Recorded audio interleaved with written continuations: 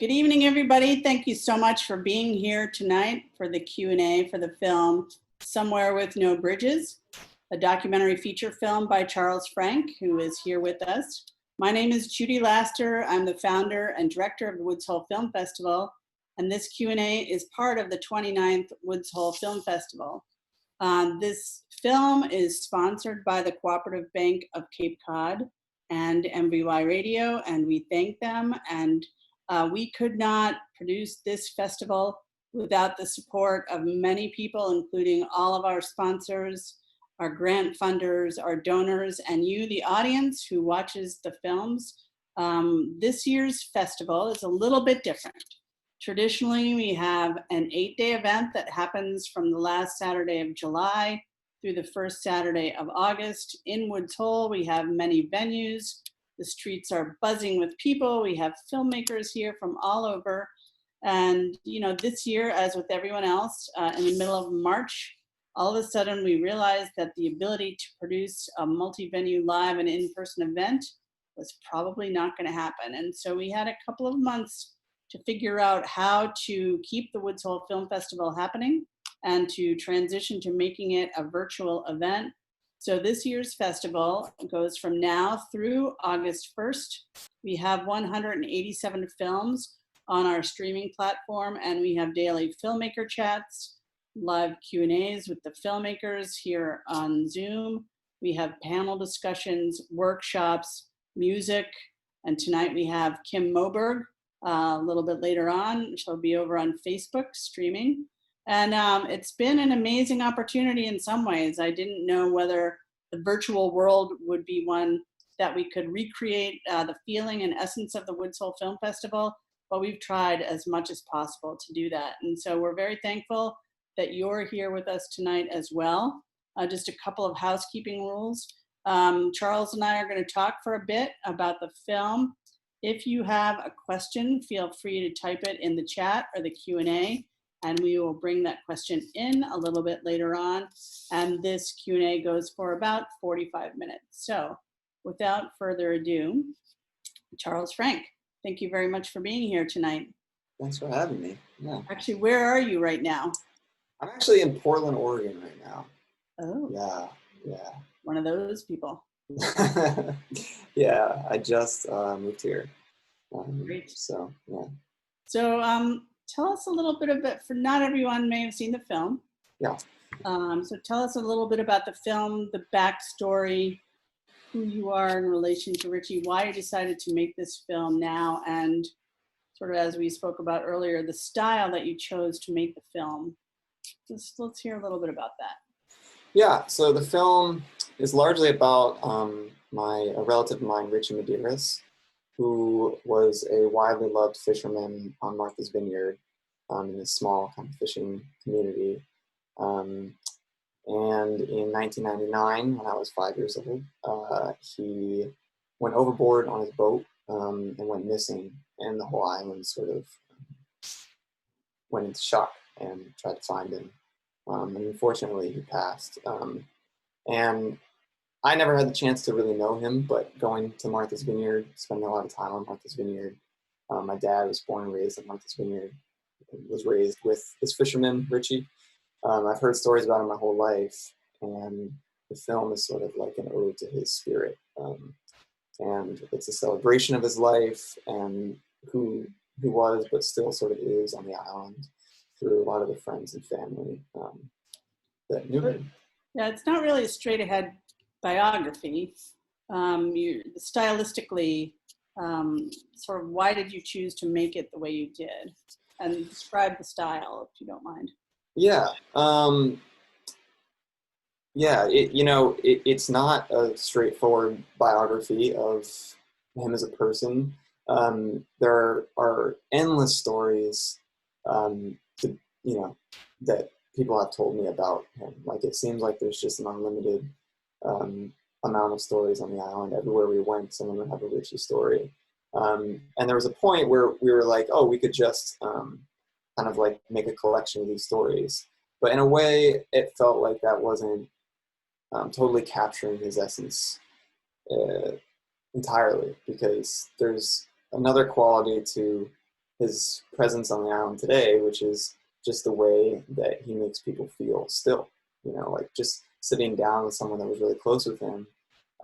And as they started talking about stories, you can just feel this energy coming off of them. You can see it in their face, in their body language, and the way they opened up to me. And that was a lot of what the film is about the feeling that he created and still creates. And also, it's been a dream of mine to make a film that's a bit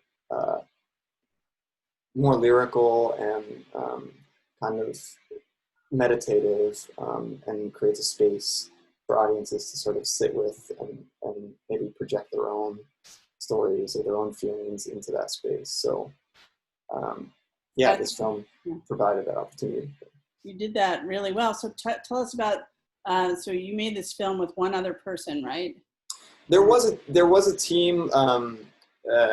We had a producer, Andrew Hutchison, that was sort of like on the ground, mostly in Brooklyn, kind of holding all the pieces together, and really making this happen. But in production on the island, there were two of us, me and Jeff Melanson, who was both the cinematographer and the composer. And then later we had our editor, Nicolette Bodat, and our sound designer and mixer, Calvin Pia, who really brought so much to the film. But the production process was just the two of us, which was kind of a unique approach, I think. And I think you were saying, like, he would shoot by day and write music by night? Yeah, essentially. Yeah, we'd go out filming for the day, and we would sort of just be trying to find the story and capturing and talking about ideas about the film and themes. And then at the end of the day, he had this like setup where we were staying. We had a little keyboard and his guitar. And so like all these things that we had been sort of like thinking about, all these themes and ideas and feelings, he would just like sort of pour it into like a riff or like something, a little musical thought. And we'd start recording them as well. And by the end of production, he had written a huge chunk of what is now the score for the movie. I mean, a lot of the recordings in the score are right from that period, like they're from the island, which is really special to me. I think there's like another layer of meaning to that. Well, the island itself is certainly a character in the film, right? Mm-hmm. And, being on an island like Martha's Vineyard or Nantucket or the Cape as a year-rounder, as somebody who is an integral part of the community, I would imagine in some respects you felt a little bit more just of a responsibility to tell a story in a way that was going to reflect the accurate narrative that people felt. But at the same time, you were 5 years old when your uncle passed away. So how did you approach telling the story? With a lot of fear and a lot of anxiety. I think like every day I was sort of tormented by exactly what you're describing, fear that I was misrepresenting Richie or the community as a whole. And I am an outsider in a sense. I mean, my family was born, my dad was born and raised on the island. I've visited so many times, and my mom's now a year-round resident, but I still am not, I'm not accepted as an islander, I would say.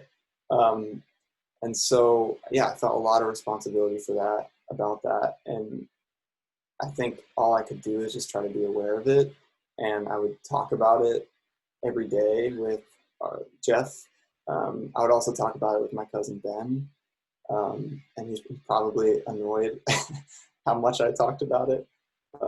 But it was really important to me that I didn't do anything that was stepping out of bounds, or didn't do anything that I didn't have the right to do. That's what I was worried about.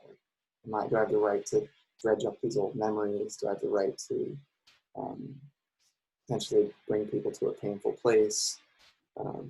Is that my right? And as you said, I was only 5 years old. I never really knew him. So I'm just this kid coming to the island wanting to know about somebody that I didn't personally have a relationship with. So yeah, it was, but I found so many people along the way that were really accepting and excited and willing to share. And I think that was because of Richie. Where Like did Ben, oh, go ahead, sorry. where did you get the footage that you included that you didn't shoot, the archival footage? Yeah, so that was from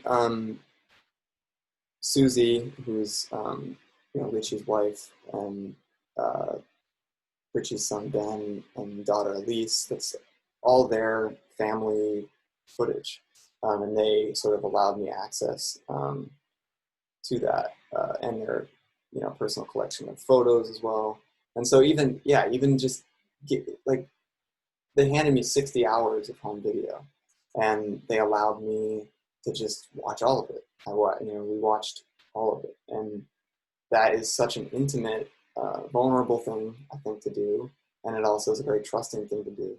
And I was so grateful, but at the same time, it just added to my mounting fears about, doing this justice, because that a lot of people on the island, I think, still have this sense of emptiness without him there.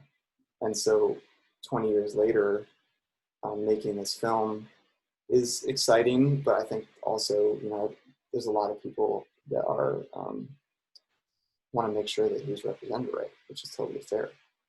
So, I think I read somewhere that, or maybe heard you say this, that through the process of making the film, you got much closer to him. Yeah. And you also really developed sort of a different perspective, I think you call it the hypermasculine nature of the family and sort of how things are on the island. You talk about that a little bit. Yeah, I mean, I think, like, I grew up in New England, and, I do think that a lot of the men in my life and I grew up around are hesitant to be emotionally available or vulnerable. I just think that's the culture I was sort of raised in. And I think on the island, especially among fishermen, that can be true. And even approaching a lot of the old friends of Richie's, a lot of them were skeptical of who I was, skeptical of sitting down in front of cameras, skeptical of the lights and being prodded at and asking questions about their past and this painful thing. But they all showed up. And I think, again, they showed up because they wanted to honor their friend and they wanted to share his memory with others. And I put them in an uncomfortable position. But they showed up. And I think that was to me, it's like one of the most beautiful things about making this film. There's a lot of people that I never had the chance to have really kind of like deep and emotive, vulnerable conversations with. Richie sort of gave me and them an opportunity to come together and share on a deeper level. I definitely felt that with my own father. And the film is a lot about, I think, fatherhood and generational cycles. And so it was just another layer of meaning in my personal growth to have that kind of moment with my dad. And again, I think Richie provided that moment. So in the other work that you do, tell us a little bit about that. I think you were saying you make films about family, but you also do commercial stuff. Mm-hmm. So I think I had asked you whether you'd been uninvited for Thanksgiving because everyone's now worried that you're going to make a film about them. No, but seriously. Yeah. I mean, I made a short documentary about my relationship with my mom that was comprised of a lot of voicemails that she had left me over my first 2 years living in New York City and missed calls that I had. And it was sort of like me working through my neglect and not being the most available best son at that time. And also her just love and support no matter what. So yeah, like a lot of my film, that film is very directly about my family. This film is very directly about my family. Not all my films are about my immediate family, but I'm sure there are a few family members that are worried they're going to be next. But I think that I'm I tend to be drawn to things that just feel really close to my life at this moment. Like if I'm going through a certain thing at this stage of my life, I tend to make a film about it. And so, yeah, I'm pretty young, and a lot of the things I'm going through, I think, relate to family. But maybe as I get older, the things that I'm going through will then be reflected in my films, and it won't just be family. But, So when you look at so when did you shoot this? so we started in July of 2017, and we finished, yeah, I mean, not that long ago. So it was about a 3-year process. So can you look at this film sort of objectively and dispassionately yet? No, not yet. I mean, I maybe one day, but it's still. I mean, of course, like any film I make, I've seen this film probably 4,000-5,000 times, and it doesn't hold the emotional weight that maybe I'll never really feel the full emotional weight of it, but there's still moments in there that feel really relevant and fresh still to my growth, who I am, and stuff. So I would imagine COVID has changed the sort of plan that you had for releasing the film, but Yeah. have people seen it in person yet? We had one small, like, kind of family and friends gathering, mostly for the people that were in the film, right before COVID hit. So I feel very fortunate to have had that opportunity to share the space with people, and that was pretty special. I am really, I was really looking forward to being in person, and with especially in New England, like doing screenings in New England with coastal communities, stuff like that. But this is cool, so I'm happy to share it this way too. Well, I just wondered, like, people on the vineyard, what have they said to you when they've seen it? Yeah, I have been really, so I expected more people to be upset there aren't more distinct stories. Like it's not a collection of stories, because I know that would be in a different way, a different film, that would be so exciting for the community. And I was worried that people would be upset that that's not really what this film is. What kind of stories would you think that people would want to hear about? Well, there's just so many funny stories. Like, he was always getting into trouble, but like, he was like so charming. He just like knew everybody. He always got himself out of trouble too. And like, he's just a larger than life type of person. He just got into shenanigans, and he was funny, and everybody knew him. And his stories sound like they can't be real, but there's so many people that back them up that they have to be. I mean, stories of him going offshore fishing in like 40-foot seas, and getting swept off the deck of the boat, and then somehow like emerging out of the sea and landing back on the deck. Like, things that sound like they can't be real, but enough people told me these stories, and they continue on.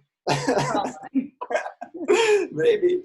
But those types of stories, I think those types of stories, you hear fragments of them in the film, but we never really tell a full one. And I was worried that people wouldn't be happy about that. But I found, and many have reassured me on that one, that it captured the feeling of him, and everyone seemed like that was enough, or that was worthwhile to be in that space, and just give them the space to remember their own memories. There's too many to put into a film. It would be a 20-hour film. I mean, we have probably 40 hours of interviews of people telling stories. It was crazy. Yeah. So, what do you think people who are not from the island, who don't know your uncle, don't know you, how do you think, people who will relate to this? Well, I'm really interested to hear the response from people that didn't know him. I've heard a few responses, and it seems like so far that it allows people to project their own, like not to replace, but just that Richie brings them to a memory of someone that reminds them of him. Like, allows them to think about someone in their life that Richie represents, or even just a person that they want to get closer with, or thinking about their own legacy, thinking about what are the stories that people are going to tell about me, what is the feeling I'm going to leave behind. But also, I think it's, thinking about getting close with the people that are with them now, and then also maybe seeking to get close to people that they didn't get to know in their family that are gone. Are people surprised that you, as such a relatively young person, would kind of have this introspection and the thought process to make these kinds of connections and to tell this story? I don't know yet. I don't know if it's, I guess it is maybe clear if someone did the math what my age is in the film. I think I said I was 5 years old in 1999, so maybe that lays it out. We're film people. Yeah, right. So I don't know. It hasn't really come up yet, and I don't know if I have an answer to it. But yeah, I'll be curious to hear if anyone has that thought, I guess. So, I mean, the other work that you do, let's talk about that a little bit. You were saying that's more sort of short bites. Yeah. And branded content. And so talk about sort of the juxtaposition between that kind of work and then this kind of work, and maybe if one drives you to the other. Yeah, I mean, short form work, whether it's, branded for a client or it's a personal project, like there's, I mean, it has an amazing a purpose, and there's so much creativity and things you can do with short form work. But I've always found that I've wanted to explore like concepts, ideas, themes, feelings in a more drawn out kind of meditative way. And the short form work has always been really direct and really, it gets to the feeling I'm after right away, and it lays it out more explicitly, I would say. Like, I think I've always been a little bit, I've liked the feeling of my short form work, and I continue to want to work on how I can be more nuanced with it, but I have felt I've always sort of been frustrated by how obvious and overt the themes and feelings are in my short form work. So with this film, I felt like, because of the time, if I wanted to spend 5 minutes on one thought, I could, and I really loved that luxury. And it gave me a chance to, just like I had just been craving to do something like that, and had been so eager to do something like that. And so it really gave me an opportunity to do that. But on the other hand, making it was exhausting and emotional and really hard work. And so it was so nice to then kind of leave this film for a month and do something short and more direct. Because sometimes I wanted to just get an idea out or a feeling out and be able to just be done and move on. Did you say this is your first feature documentary? Yeah, this is my first feature. And so was the process of making it and then editing it surprising? Yeah, definitely.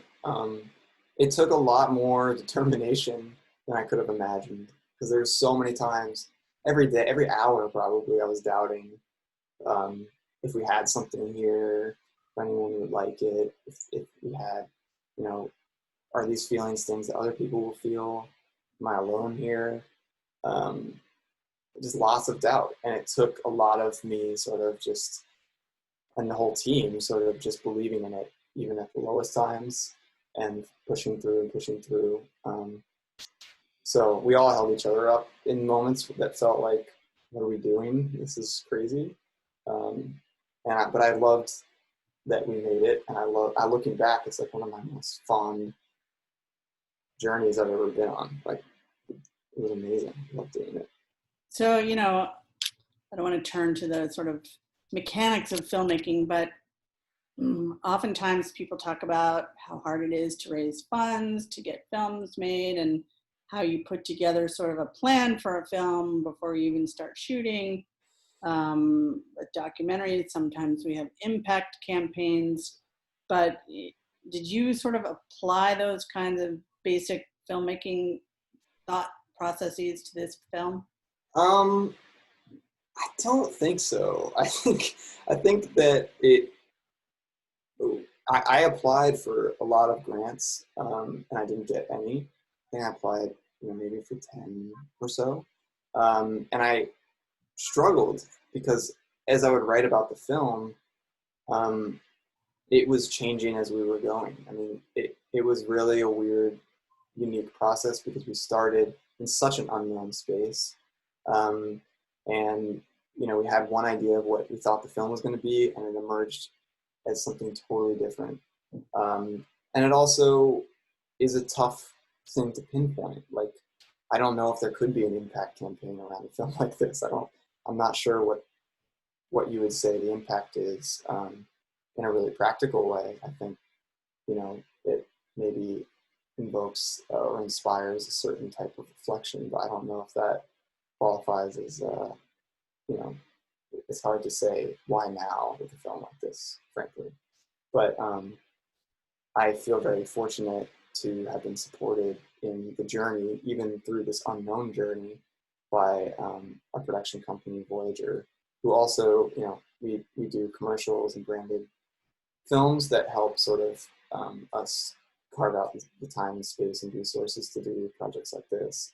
So I had a lot of support and freedom to sort of find it, which I think is incredibly fortunate. And I don't, I can't, it's not the normal way, I think, of going about it. And I'm sure in the future I'll need to be able to work up a more distinct plan beforehand. But this was a very organic kind of following the feeling type film, which is tough to put on paper. Seems like luxurious in a way. Right? Very luxurious, extremely luxurious. I mean, I feel extremely privileged, and that luxury does not, I think I thought about that every shoot window we go out there. This is just, very fortunate. I think it's Werner Herzog who says, basically, if you want to make a film, you can't wait for somebody to invite you. You can't wait for the money. You have to make it. Yeah. And that is, I think, how we went about it. Like, it really was jumping into the unknown and finding it. And we did really not know what we were doing for a long time, but it was so rewarding as the pieces started coming together, and it did start to find itself, and we did get clarity. I would say, we didn't do the interviews for the film until the end of production. So a lot of the structure that holds the film together, these little fragments of stories and memories from the community, that holds a lot of the structure together now. But all those interstitial moments, often, many of them were captured before we knew what the film was about. But I think that's what makes a lot of the ideas and connections more interesting, because we might not have thought up how to capture that feeling after we heard somebody talk about a certain thing. I don't know if I would have gone out and shot the moon rising after, as when Ben tells us about the day his dad went missing. We had already filmed that before that happened. So I don't start rambling now, but yeah. No, I mean, I think it's interesting. Audience, this would be a good time if you have any questions to chime in. Again, in the Q&A or the chat, we'll be happy to take them. If not, we're just going to keep talking for about 5 or 10 more minutes. So, sort of, if people your age are seeing this film, or younger people, how do you think they will relate to it? Because it seems like a film with wisdom of somebody who's lived had a lot of life experiences. What if somebody really hasn't? Well, for me, the journey was a lot about feeling distant from certain members of my family and wanting to find a way to get closer to them. You know, I realized as it became about Richie, it also became about that for me. And I think that's a feeling that a lot of young people have. And I think as we venture off away from the nest, so to speak, and try to find our own paths, inevitably we fall short in staying connected to our roots, or at least I do, and some of my friends do too, I think. And so this to me was like a journey back home in a way, and realizing that a lot of my family are people. It's not just my cousin, or it's not just my dad, it's not my mom. It's like everyone's people that I can build a new type of adult relationship with. And I think a lot of younger people will probably go on that journey too, and I hope maybe they can be inspired to do so watching this film. Do you feel like more rooted on the vineyard now? I don't know on the vineyard, but definitely more rooted with my family. I think I'll still always feel like a tourist on Martha's Vineyard. I think it takes a certain amount of time spent there to really become an islander. But again, it's kind of interesting that I feel like people on the island really feel ownership of this story. And so if they feel ownership of the film, by extension, they may see you as an islander. Maybe you're right. You see yourself that way or not. Maybe you're right. Yeah, that would be awesome. I feel like you're carving out a place for yourself. Well, yeah, you might be right. I would have to check in with some of my sources and see how. Your sources. I'm your source. Well, yeah, right. All right. I guess I'm an islander, yeah. So are there any other things that we haven't talked about with regard to the film that you think we should, and that people might want to know, especially if they haven't seen it? I would just remind you that it is available on the streaming platform until August 1st, and it is also eligible for an audience award. So yeah, before we sort of say goodnight, are there other things we should talk about? I mean, I think the style of the film, the sort of like meditative quality of it, I just want to mention, is certainly not just me. We talked a bit about Jeff Melanson, the cinematographer and composer. He created the framework for a lot of the visual and musical language. But the editor, Nicolette Bovat, she actually was born and raised in Sandwich on the Cape. The right side. She's on the right side. Yeah, right. And so she has a connection to, you know, her own type of connection to the story, but yeah, she just like brought this sort of like patience to it, and this like, you know, it's a film about being in a space that you can project your own feelings into, and so I just, yeah, I mean, I really want to hear from people that didn't know Richie about what the film does for them. What is that space? And also our sound designer and mixer, Calvin Pia, created this like sonic space, I think, to get people into this sort of like magical realm. Like it definitely was a collaborative effort, but I'm curious to hear, what did you say? It is magical. It's very meditative too. Yeah. And so that's, I guess what I would say about it is like, I think I encourage people, if they have the chance, to try to like really get into a meditative type of space, and hopefully it allows different feelings to wash over them. And I really would love to hear from anyone that is distant from the story, kind of where it takes them. That I'm fascinated to hear. Well, I also think, you know, and this is just my personal observation, that end of the earth places like islands, or, you know, there are so many interesting stories, and people, maybe because there are fewer people, everyone is a character in that community.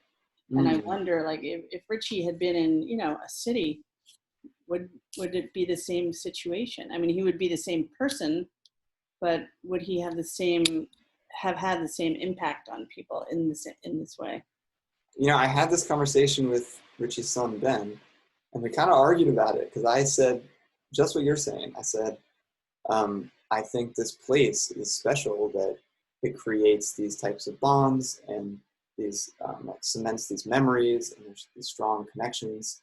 I think that is unique to places like this. And he was adamant that it is not unique to the island, that any place could be like this.